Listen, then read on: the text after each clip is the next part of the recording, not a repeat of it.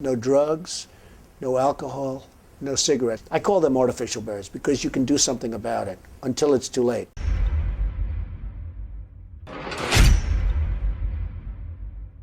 I was blessed to have smart children. They did well in school, they got good marks, they didn't have problems. But also, I would... What kind of environment you create for that to happen? Because you have a lot of smart kids who just... Right, you have many smart kids that don't do well, and you have some kids that aren't so smart that work very hard that do very well. I mean, I've seen it many times. But I've been recognized for having done a good job. Now, I have 5 children, but the 3 that are in business, and a lot of it's because of the success of The Apprentice, where they go on and people get to know Ivanka and Don and Eric.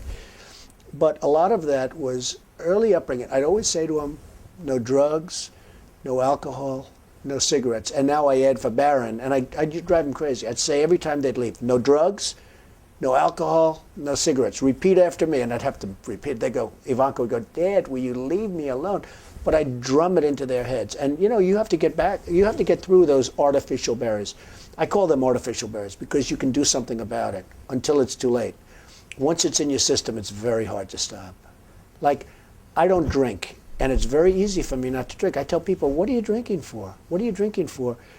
And they don't even understand what I'm saying. So because how did you, it's amazing when people see you, they can't imagine.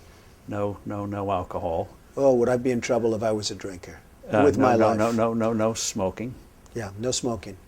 Well, I had a brother. No drugs. I had a brother, Fred, who was sadly an alcoholic, a serious alcoholic, and he was the best-looking guy you've ever seen. And he was much older than you. He was much older. He was 10 years older than me, 11 years older than me, and he was as good-looking a guy as you've ever seen. He had everything going. The best personality. I have like a bad personality compared to Fred, but he started drinking, and he also smoked a lot. But he started drinking, and I think it started in college, frankly, but it got progressively worse. And he was really unable to stop. And he'd always tell me, don't you ever drink. So he was much older than me, and it really has an impact, you know, when you have that kind of an age difference.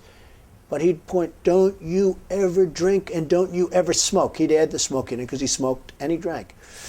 And it hugely affected his health and hugely affected even his look and his, you know, the whole bearing. And every time he'd see me, he'd say, don't you ever drink and don't you... So I never drank. I mean, I really, when you talk about my father, I learned a lot from my father, but I learned a lot from my brother Fred. And he set an example. It wasn't maybe the example that people would think, but it really was, in its own way, an example. It's really just a wonderful thing if you can have a mentor. Having a mentor makes a big difference in life. Now, you have to look around who's somebody that you aspire to be or to be like, but having a mentor is a wonderful thing. You have an enormous skill with branding and marketing and rebranding. What would you give as advice to small and medium-sized business owners for branding and marketing? Well, the first thing is you have to have a good product. If you don't have the product, forget it. But assuming they have a really good product, you have to get the word out. You know, I know people that are better singers, more talented than Frank Sinatra. You'll never hear about them. I know one in particular, a person who really is talented, always practicing, always rehearsing, and yet if the New York Times calls for an interview, no, I'm not ready yet, I'm not ready yet. They're never ready. You got to get out and do it. Also, you have to sort of let the press know that you exist, getting good ratings on things. Like I have golf courses that have high ratings, and then once you get the ratings, you got to let people know you have the ratings.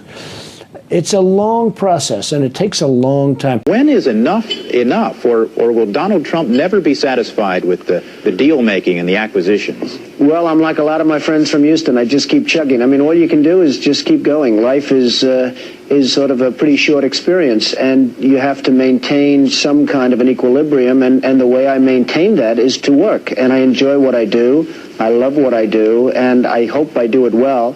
And so I just keep going forward, Dan, and it's so far it's paid off. Are you smarter than most people who would call themselves entrepreneurs? Do you work harder? What is the deal with you anyway? Well, that's an interesting question. I don't know if anyone's ever asked me the question, am I smarter than other people? I think that without a certain innate intelligence and without a certain drive, you're not going to be successful. Begins with a simple sentence that many people might find hard to understand. You say, I don't do it for the money. Can you explain that? Well, I do it because I love it. If I didn't love it, I wouldn't do it. I have bad days, I have good days, I have days somewhere in the middle. But The end result is I love what I'm doing, and I don't do it for the money. And I make money because probably I'm not doing it for the money. I do it, and I do it well. I'm the biggest developer in New York. I love building buildings. I have a lot of fun building buildings. The fact is, I do it for fun. I do it for game. I do it for sport. I happen to make a lot of money doing it. If I didn't enjoy it, if I didn't really love what I'm doing, I wouldn't be successful. I wouldn't be sitting with you today. And what's the implication of that for someone watching this who wants to create greater wealth? What's the message in that, do you think? Well, the message is you have to love what you do. If you do it for the money alone, it's probably not going to work. I have friends where I tell them, get out of this business, which is a good business, and go into another business, which isn't as good a business, because they like the other business better. They'll do better in a less good business, so to speak, than they will in the better business because they like it. I have a friend who was not successful at all, but was really up and coming. And he had a thing. He would only fly first class. I'm not saying do this because for somebody it won't work, but he needed that mentally. Right. He wanted to fly first class because mentally he wanted to think he was the best, and that's it. And even though he didn't have much money at the time, this is years ago, he would always fly. I used to criticize him, but it put him in a good state of mind, and he became a very, very successful guy. Yes. Very, very successful. And I've always remembered that. He would never fly coach. He would always fly first class, even though he didn't have the means to fly. So, look, it's complicated, but whatever it takes to train that. Something I do have to ask you is what's it like to wake up and be Donald Trump? When you're shaving in the mirror and you're looking at yourself, you're an icon. What is that like? Well, I'm honored by your question, but I don't really think about it that way. I mean, I wake up and I do shave and I do use a mirror and all of that stuff. But, you know, I go to work. I'm in my office early. I leave late. I work hard. I employ a lot of... Going against the tide is great if it works. Now, it doesn't always work. And you really have to be smart to go against the tide because you're going against a lot of smart people. But when you get it right, you'll end up better. Whether it's Microsoft or Google, I mean, so many people that have really hit big have gone against the tide. But you have to have great confidence in yourself. You have to be the right person. There are very few people that can pull it off. But when you pull it off, it's great. Same thing in real estate. You go against the tide. People are selling, you're buying, the tide changes. That is a great thing, and to be big and to be very successful, that is a very useful weapon. But you have to be very careful. That's correct. So the other thing with when people say live below your means, you don't like to live below your means, do you? No. No. And I think when you say to somebody live below your means, you wipe their spirit out. It's like saying somebody, if you want to lose weight, go on a starvation diet. It doesn't make you healthier to starve yourself.